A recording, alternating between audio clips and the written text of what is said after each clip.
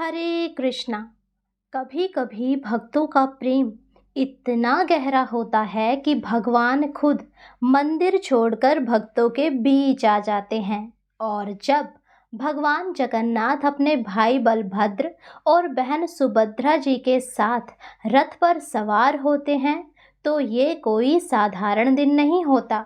ये होता है जगन्नाथ महारथ यात्रा।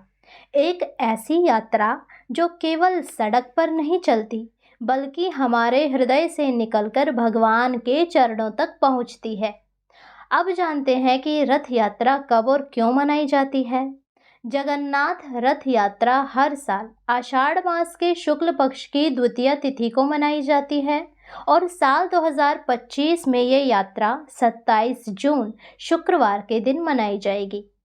इस दिन भगवान जगन्नाथ, बलभद्र जी और सुभद्रा जी पुरी के मुख्य मंदिर से बाहर निकलकर गुंडीचा मंदिर जाते हैं। गुंडीचा मंदिर को भगवान की मौसी माँ का घर माना जाता है और भगवान वहाँ पूरे 9 दिन तक रहते हैं और फिर वापस लौटते हैं। और इस वापसी यात्रा को कहा जाता है बहुधा यात्रा।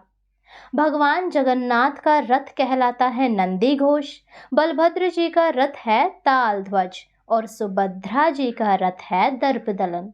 तीनों रथ विशाल, सुसज्जित और अत्यंत भव्य होते हैं। इन रथों को खींचने के लिए हजारों लाखों भक्त अपने हाथों से रस्सी थामते हैं। मान्यता है कि जो रथ की रस्सी खींचता है वो पापों से मुक्त हो जाता है और भगवान के विशेष आशीर्वाद का पात्र बनता है। जब भगवान अपने गर्भगृह से बाहर निकलते हैं तो वे केवल मंदिर से नहीं निकलते, वे हमारे जीवन की सीमाओं को तोड़ते हुए हमारे दुख, मोह और अहंकार को पार करके हमारे हृदय तक पहुंचते हैं। यह रथ यात्रा हमें सिखाती है कि हमें भी अपने जीवन रूपी रथ को सच्चाई, भक्ति और प्रेम की रस्सियों से खींचना होगा, तभी हम भगवान के समीप पहुंच पाएंगे। रथ यात्रा से पहले भगवान 14 दिनों तक दर्शन नहीं देते। इसका भी एक अद्भुत रहस्य है। इसे कहा जाता है अनवसरा काल।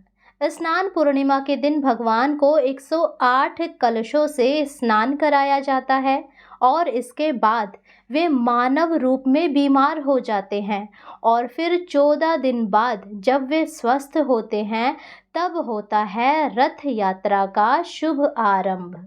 इस बात से हमें सीखने को मिलता है कि भगवान भी हमारे सुख दुख को समझते हैं।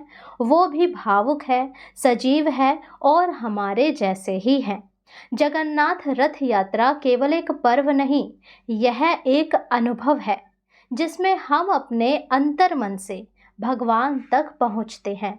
तो इस 27 जून को जब रथ यात्रा निकले तो अपने दिल की रस्सियां खोल दीजिए और भगवान को अपने भीतर आमंत्रित कीजिए, क्योंकि वो रथ पर सवार होकर केवल पुरी ही नहीं, आपके हृदय में भी प्रवेश करना चाहते हैं। यदि आपको ये कथा अच्छी लगी हो तो कमेंट बॉक्स में भगवान जगन्नाथ की जय लिखें, चैनल को सब्सक्राइब करें। और हमने जगन्नाथ जी की एक कथा श्रृंखला शुरू की हुई है।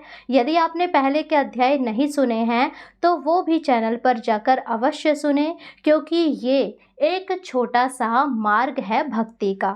हरे कृष्णा, राधे राधे।